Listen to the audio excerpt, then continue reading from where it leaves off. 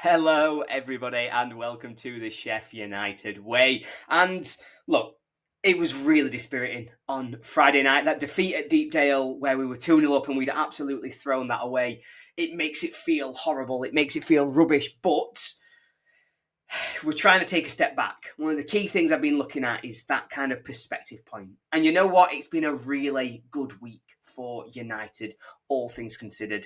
6 points from the last 3 games. Obviously, getting that first home victory was massive against Watford. Then the comeback and the sort of strength of mind that we had to win that game against Blackburn, they are really big moments. They're really important victories. And you know what? When this week started, when we got out of the international break, we were bottom of the league. And we are no longer bottom. We are in sniffing distance of being outside of the relegation zone. And we all know that this is not where we want to be. It's absolutely not what we envisage at all for this season. But given how the season started, given where we were at, this is some progress. And some progress is better than nothing. And so that takes us into today's topic of the day, because speaking of better than nothing, I would say that, the majority of United players have been really poor so far this season. I think you could go through them 1 to 11 and almost to a man you'd say they've let us down. They've not shown anything. They've not really got themselves up for the fight.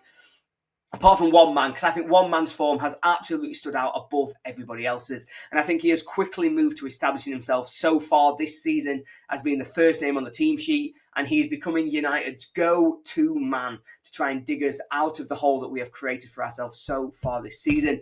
And that man, of course, is Callum O'Hare. And he's going to be the focus of today's video. So let's start with some of the stats that we've got for Callum O'Hare so far. See if they tell us a little bit about how he has stepped on so much from the player that he was last season. Because I think his first season, 24-25, look, for United, it was a hugely successful season. We were fantastic. I mean, take me back. O'Hare played in that sort of central 10, the same position he's playing this season. But I think the real big difference is that last year we had so many other attacking options. Gustavo Hamer was a man absolutely flying. He was fully fit, he was in top form, and he was drifting in from that left to sort of play in that sort of centre-left position. On the right-hand side, we had 𝗍𝗫𝗍, we had Ben Brereton Diaz, we had Andre Brooks, we had a smorgasbord of options, all of whom would do the same. They'd start out on the right, they'd cut inside on their left. What that meant is that all of our players were suddenly almost within the width of the box in terms of where everybody was trying to play. And from that position, O'Hare managed 2 goals and 6 assists in 44 games in the sort of championship season last year. I know he did a little bit better in terms of coming off the bench in the playoffs, but if we focus on the championship season as a whole, 2 goals, 6 assists in 44 games. That was an underperformance against his XG of 2 goals. And I think most would just agree that it was a pretty underwhelming first season from Callum O'Hare, to the point which this summer, when we were looking at our recruitment or we were looking at the changing system we might want to see, lots of people were calling for Callum O'Hare to move on to the bench. Maybe we put Hamer in the 10. Maybe we sign a new 10. We were all looking at how we could get the most out of this team. And usually it meant that Callum O'Hare wasn't going to be in it. However, this season, we have lost so much in terms of that attacking threat that we had. Gustavo Hamer has either been really poor and out of form, or more recently he's been out injured. On the right-hand side, we've no longer got those left-footed players who are cutting inside and taking up the space. We've got 𝗍𝗫𝗍 over there now. He's just trying to get his man down the outside. He wants to be playing on his right foot. And O'Hare has really benefited from that changing system. I think his role in the 10, now that he's got so much more space in terms of what to play in, he's not got other United players coming in and taking those opportunities away from him.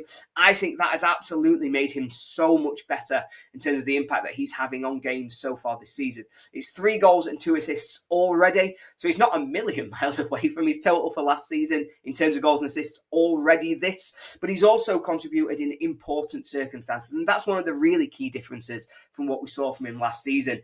This year, he is not just the go-to man in terms of he's probably got the most goals and assists, but he's also the man who has scored the winning goals. He scored the winning goal at Oxford. He scored the winning goal against Watford. And he also contributed the assist for Harrison Burrows' winning goal against Blackburn. He's making important contributions at important times to win Sheffield United points.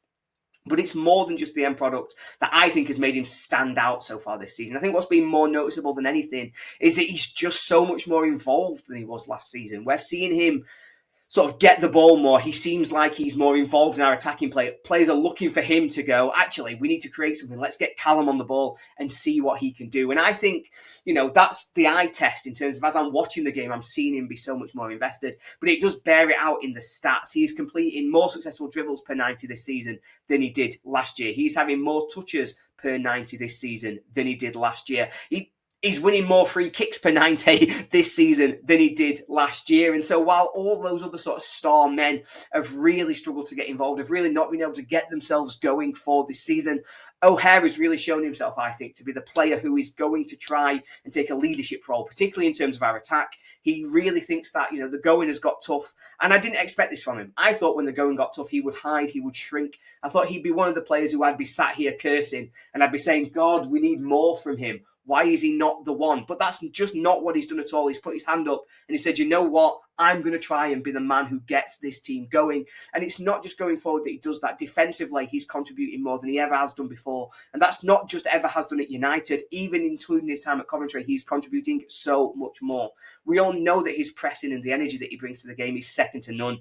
He always, as the song goes, he's here, he's there, he's everywhere. Because we all see what Callum O'Hare brings. But he's also now contributing that in winning the ball so much more. He's winning more tackles. He's making interceptions. He's getting ball recoveries. He has increased his dual win percentage, and that means nothing to a lot of people. But effectively, what it means is it's the amount of times that he is either retaining possession when someone comes to tackle him, or he's winning possession when he goes to tackle somebody else. That is higher than it ever has been before. But I think the most notable on this for me, and we even saw this Friday night in a really poor game against Preston, we saw this in the way that we forced 2 goals. He's winning the ball more than double the amount of times in the opposition's final third than he ever had done before. That is huge, because if you can force those turnovers high up the pitch, obviously you have a much better opportunity to hit teams quickly on the break. We saw it against Preston, as I say, with that first goal, having all of that space for Andre Brooks. The second goal, when we managed to push them right back, win the ball quickly, it makes a huge difference.